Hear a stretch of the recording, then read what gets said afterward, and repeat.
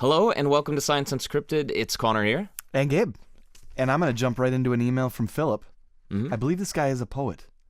He sent, if memory serves, oh yes, he sent us a poem a while back. A beautiful poem that we put to music ourselves. He's writing here in response to the show last week about music, right? Well, we talked to a researcher from Germany, from Hanover, was it? From Hanover, Germany? The School of Music, yeah, Hanover. Yeah. About how many benefits there are in attempting to learn an instrument. In the study, it was a piano. It doesn't really matter that it's a piano. Even from age 65 to 78, or that was the group they studied, meaning, yes, old dogs can learn new tricks, and yes, you should consider doing it because it makes you happier. Philip says here, I wish the scientist had identified songs their subjects knew and taught them to play by ear without musical notation because the results might have been much more positive. What we did here was that one performance of Für Elise. Sorry, no, it was the Ode to Joy. What am I talking about? No, I talked about how much You hated Für Elise. Because I had to learn it. I think everyone, I have 3 siblings. Yeah. Every sibling and I had to learn that song at some point. So, but even worse, it'd be like and so I have a very negative association with Für Elise. But Ode to Joy is gorgeous. Yeah. As we did our version of it last week. Sure. And what Philip is getting, it's really right what he's getting at here. Learn to play by your ear, by what you feel. Learn music and teach your ear at the same time, not just looking at notes. And Philip ends his email, says, finally, on a completely different topic. One of you mentioned being, quote, whipped by your grandmother with a pitching wedge. I'm sorry, I shouldn't laugh, but it's that is a very completely different note. Yes, That was you. I did that. Gabe did that. You were whipped by a pitching wedge. And I was washing the dishes with my brother and laughing. That's the only thing I did to be out of line. So much so that my grandmother, not with the head of the pitching wedge, with the shaft, to her credit, I guess. Because it's better to be whipped by the shaft than the head. So like a metal switch. But like still, all I was doing was laughing. And what Philip writes here is, I refer to, that would be a whole other show, is what I said. Yeah. And he asks, so when's the show? In my family, through 4 generations, only the mothers beat the kids with wooden spoons, brooms, or tree branches. Men never hit anyone unless they were attacked. Is that unusual, or is female violence ignored? That's his question. That question. We might look into that. Yeah. I thought he was going to ask about corporal punishment in general. There have been a slew of studies. I always do pay attention to those headlines on the negative outcomes when spanking is one of the things that children expect to happen from their parents. I thought that, but this is different. And I would say as a caveat, there are probably listeners out there who are like, what are you talking about? Because fathers are often abusive as well as mothers. I was never abused by my mom. Right, but I think what he's saying is something that was in between and more accepted, the light corporal punishment, almost what school children used to endure when they get slapped on the hands and wrists. The rulers, and that also translated into the household. It was the pitching wedge that is going to launch us into our next topic. It is going to launch us. We're going to move to golf courses. We are. So, and on that note, let's go ahead and set the scene acoustically here.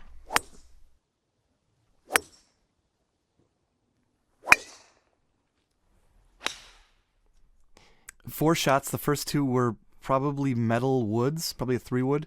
The third one was like some kind of, what?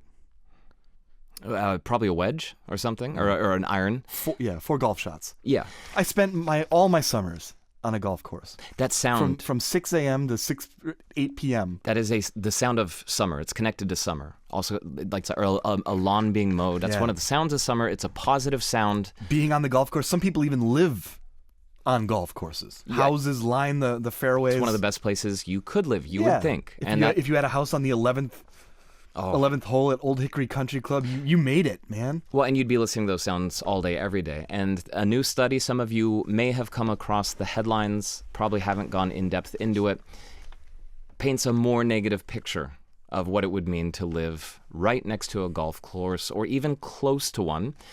This was published in the JAMA Network Open, open meaning Any of you can go to the study and read it yourselves. It's only about 7 or 8 pages, a very easy read.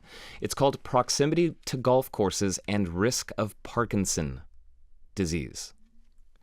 And the question that they pose is, does living close to a golf course affect the risk of Parkinson disease, a neurodegenerative disease?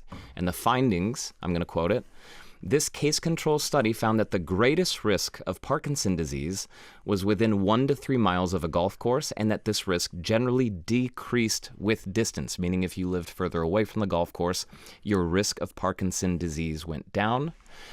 To put a number to it, if you live within a mile, that's about 1.6 kilometers of a golf course, your risk is 126% higher that you will develop Parkinson disease. That's what this study found. Wow. Why? How many people were they looking at? You got the numbers there? Yeah. I'll get to the numbers in just a sec. To kind of put this in context, it has been known, this was fundamentally about pesticides. So the chemicals that they're using to keep bugs away, insects away, and other animals from specifically golf course fairways and greens. Bermuda grass, bent grass, any grass that's cut very low. Right. You throw that chemical on there and the bugs die off or leave. And you can obviously imagine that if there's a molecule that is harmful for animals or for insects, that it may be harmful for humans as well. That's not quite defined, but what it has been made clear, or there's a huge body of literature associating some pesticides with Parkinson's. Okay. Usually in those studies, like a recent one from France from 2025, from earlier this year, usually they're talking about rural communities, so farming. And the reason this study is getting a lot of attention is because while, a lot of people are like, well, that's too bad and that should change. We should use fewer pesticides for agriculture, but that is the risk of living there. This now brings it right into one of the most privileged and prioritized areas of living for a lot of people. Not everyone. Not everyone wants to live close to a golf course, but this is, a very different group of people. So what they did, to get to the numbers, 420 Parkinson's cases.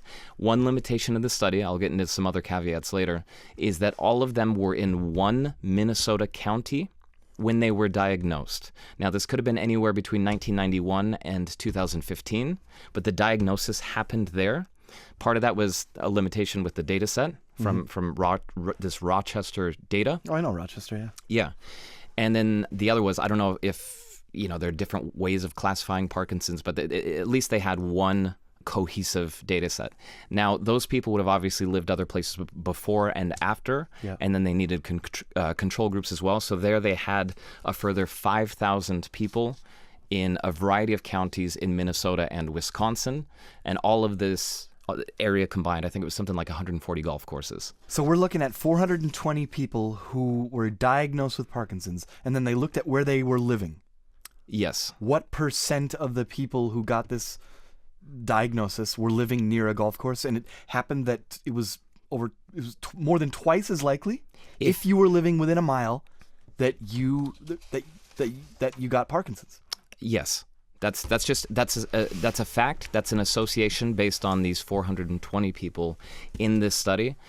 The Science Media Center, I believe it was the UK chapter. We also have the Science Media Center here in Germany. One of the things that they pointed out, or that his name is David Dexter. He's the director of research at Parkinson's UK. And he said, look, firstly, Parkinson's starts in the brain 10 to 15 years before diagnosis. And the study didn't only use subjects who permanently lived in the area. So now, again, this is why we're sticking to the word association and not causation. It could be that the same people who are likely to develop Parkinson's are more likely to move close to a golf course. I don't know. It doesn't. Based on factors that we don't know. It could be, right? This is just association. This is all a correlation can say.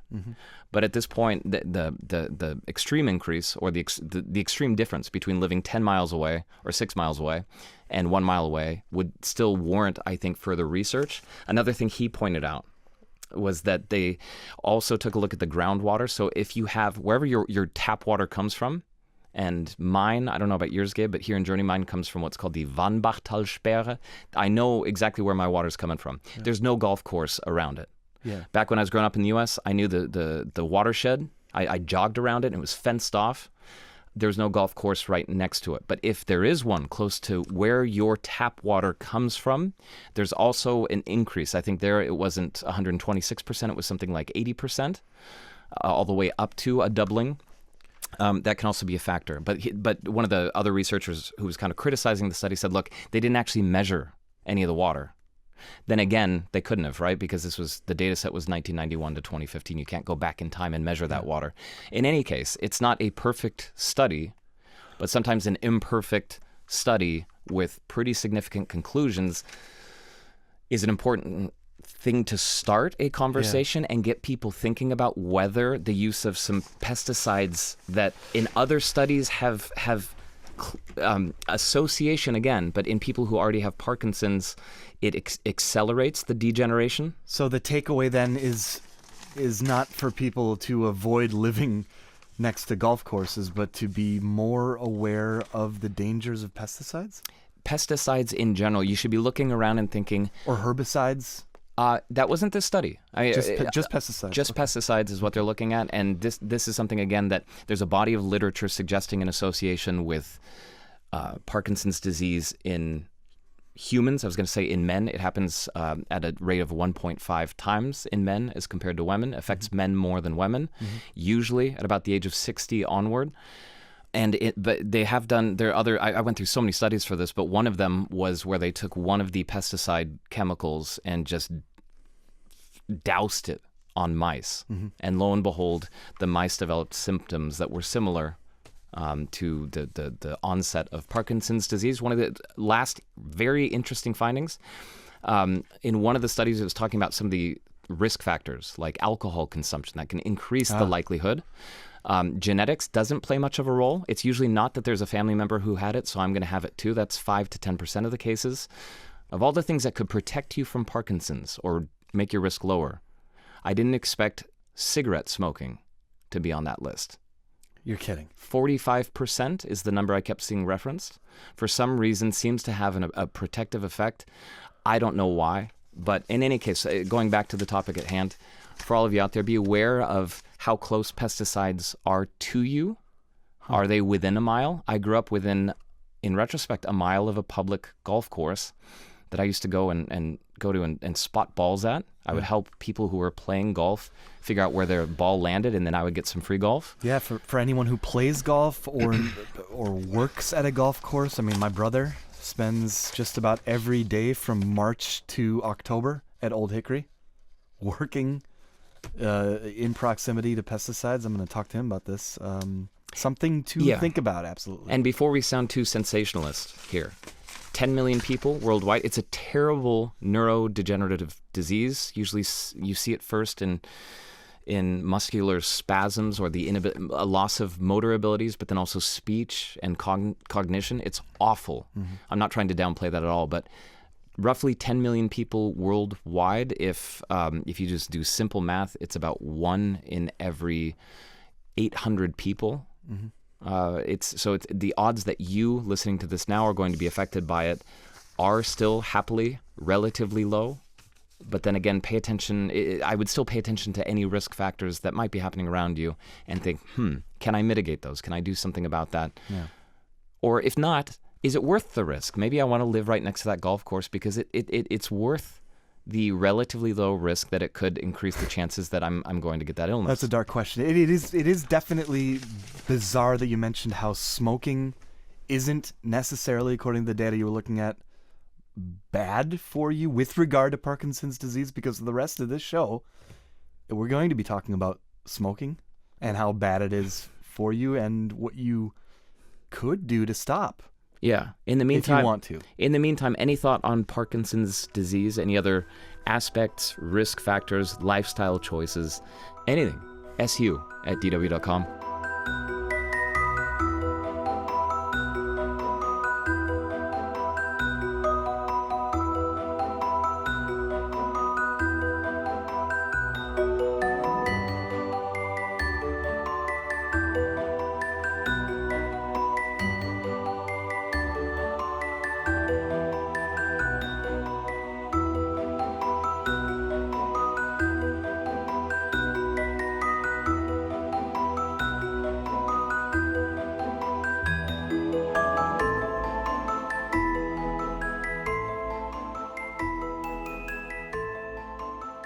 Yeah, so we ended there talking a little bit about smoking and how oddly, surprisingly, smoking appears to reduce the risk of Parkinson's. That's not us endorsing smoking at all. The opposite. We're about to... A conservative estimate based on U.S. data, it's killing about 500,000 people a year there.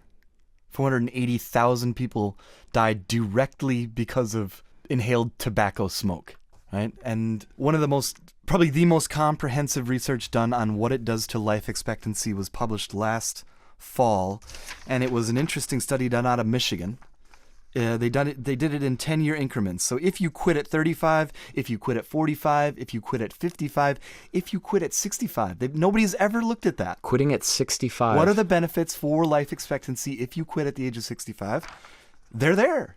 If you quit at 65, your life expectancy is 4.5 years longer. So you can gain 4.5 years I would have honestly of thought life, and the quality of your life is going to increase. I would have thought that the damage had been done. But Well, that's apparently the thing. So they started at 35, and that's right at that point. If you quit at 35, down the road, and you no longer smoke, if you actually successfully quit at 35, you will return to the level of a non-smoker eventually. It takes a while, but you will. Mm-hmm. I'm past that threshold. I'm 41. You're a smoker. I'm a smoker. Yeah, we've talked about this on past shows, but I should, for those who didn't catch those shows, you have an unusual smoking habit. I spend so much time with you, so much time.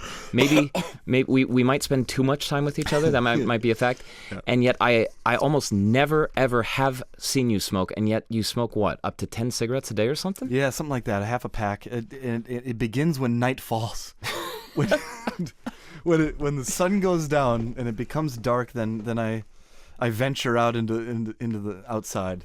Do you do it? Like a romantic connotation with it's like a movie scene for me, because it can only be a movie scene because I haven't seen you really do it. But it's like the embers are glowing. It could be under the overcoat of darkness. I can't see what I'm doing. Okay.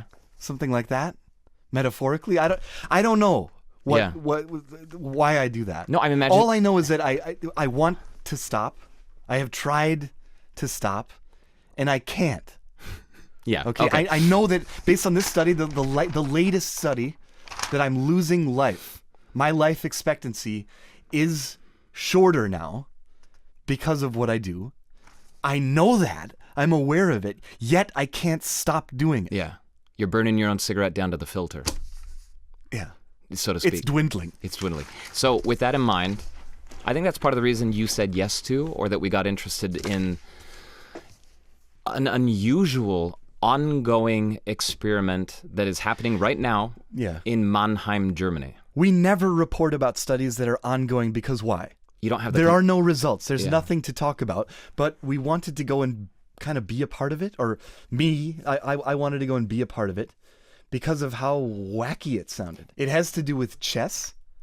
It has to do with sleep. And it has to do with something called HIIT training. High intensity interval training. How would all those things together, or is it one or the other, help a person like Gabe stop smoking? That was the question. What do they have to do with addiction? The first researcher that we talked to about this is a woman named Sabina Vollstedt-Klein, because she's part of the experiment that has to do with chess. I just had a group session where there was a chessboard and I had to remember where the pieces were. And what does that have to do with stopping smoking? So in addictive disorders, there is an imbalance between the impulsive and the reflective system. So the impulsive system makes you to follow your instincts and to consume drugs, for example, because of the pleasurable effects.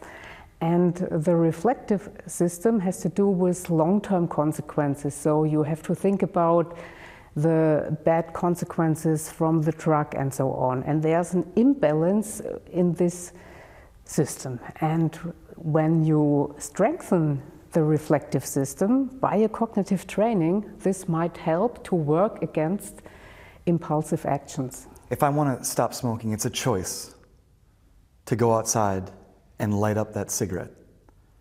The more I train on this chessboard, the more likely it is that I won't make that choice to go outside and light up that cigarette. Is that what you're saying? This is the idea behind that. It will help you to have better decisions. Why? Why does that work that way? Is there something? Is the brain just a muscle? The more you train it, the stronger it is. Why exactly does that work that way? So cognitive training, if it's chess or not chess, it might help you to improve cognitive control. So it might help you for a better decision making, to smoke or not to smoke. Gabe just tried and failed to remember something on a chessboard. For all of the people out there who don't have access to you and the chessboard, what can they actually do to replicate roughly what you're training people in these groups to do to help them not smoking? Do they play Sudoku? Do they do Wordle, crosswords? Does it matter what game they play? Because you said it doesn't matter if it's chess. Yeah, it's not only about games. You should do something which is cognitive demanding, in my opinion. But for the chess training, there's also an app you can use. So we are actually using this app in our study. What is that app? Is it? Can I download? Can everyone? You can download it. It's called JAMA Chess. You can download it for free at the moment. You can download it in English, Spanish, and we also created a German version for our study. Jawohl. And that app that Sabina mentioned at the end there, Gym Chess, is spelled like a gymnasium. GYM Chess, all one word. I'm looking at it. I haven't downloaded it or played it, but it's in the App Store I'm looking at now. And what she said there is it doesn't have to be that app. It just has to be anything that is challenging from a cognitive point of view. And you mentioned Sudoku. I don't know, word jumbles I've always loved. You have a word and they've jumbled all the letters, and can you figure out what the word is? That's so silly. Tough. I don't know. Yeah, but I'm not saying it's going to help you. I'm saying that it would fit into the tools that she's talking about as a cognitive training mechanism that might help you later when you have that impulse, the visceral impulse to do something that your brain says no, or that your brain has more control. Yeah, because then you have a stronger capacity to reflect. And what also helps that capacity for reflection is sleep. That was the second big part of this study down in Mannheim, Germany. They were looking at what quality of sleep does for your ability to fight off addiction. Yeah, and Gabe's results may explain why it's difficult for you. You can quote her directly if you'd like to. You went in the sleep lab. They put sensors all over your head. You spent a night in a strange little room in the bottom of a brick building in Mannheim, Germany. And then when you came out, she gave you the results. I slept 26 minutes. That's why I was laughing. And then she looked at me. When she had to look at my results, she said it was the worst thing that she's ever seen in her lab. So there was that, yeah. So Gabe, unfortunately, doesn't have the solid sleep that would help in ways that you and I don't fully understand, but would help you to possibly stop smoking and to understand more about why that's the case, or what this whole experiment is really trying to do. We went to... And why sleep is so important for overcoming addiction. Gordon Feld, he's the head honcho. He's in charge of the sleep part of the experiment. We definitely wanted to figure out from him why sleep is so important, but also why it's so hard for smokers to sleep. Sorry, I'm trying not to say your brain is when you smoke, but it is, right? Please say that like that. It is not in those words. No, I like those words. Is that true? Is your brain? I've been smoking for probably half my life now. Have I done irreparable damage to my brain or to my ability to fall asleep by smoking? I think it's likely true because of how the brain works. So the molecule we're talking about is acetylcholine, right? And that is a really, really important regulator of brain activity, right? So if you cut that, then your brain is not going to work correctly. And nicotine acts on receptors of that molecule, right?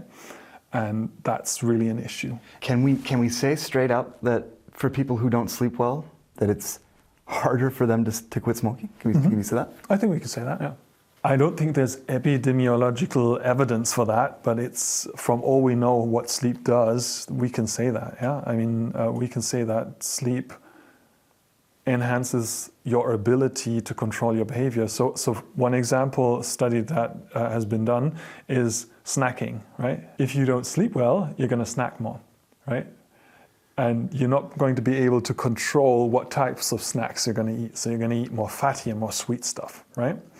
And the same thing for cigarettes. It hasn't been done. It doesn't really seem ethical to do that, have somebody sleep deprived and then give him cigarettes, right?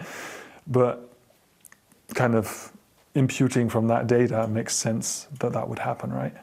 I think when most people think about sleeping better, they think about better, darker curtains, something to put over their eyes, earplugs, a different mattress, whatever. That's not what you have in mind to help people improve the quality of the sleep. What are you doing here? So I agree that those are very good interventions to also try. I think we should not prevent people from having darker curtains, right? But the very specific way that we are targeting sleep is using an exercise intervention. It's a specific exercise called high-intensity interval training, where people have short, intense bouts of exercise and then brief rest periods to have another bout, and they have like 3 to 4 of these really high-intensity bouts for such a session.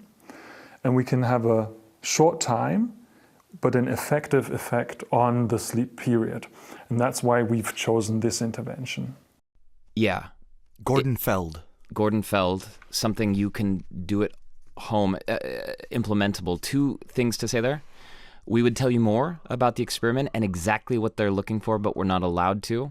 There are variables within the experiment that need to remain secret so that the experimentees, the participants, don't know what is being tested. this is going to go on for another year and a half. And at this point, their results are looking good. Again, we said before, normally we don't talk about experiments that are ongoing. Right.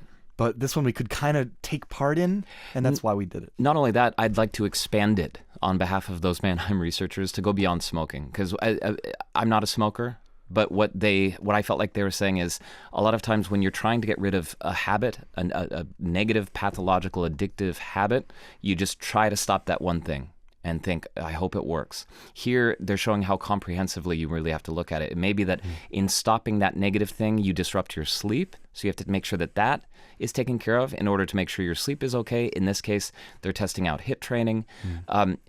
There are a combination, maybe like 5 or 6 or 7 different factors that you have to kind of prepare and address all of them at the same time to improve the chances of stopping that behavior that you want to stop. Yeah, and if you have any experience with any addiction, not only smoking, and you beat it, tell us your positive story. Your secret. Yeah, tell me your secret. How did you do it? There you go. How did you stop? No, just absolutely bathe us in positivity at this point. Please. Because that would help me. su@dw.com. Science Unscripted.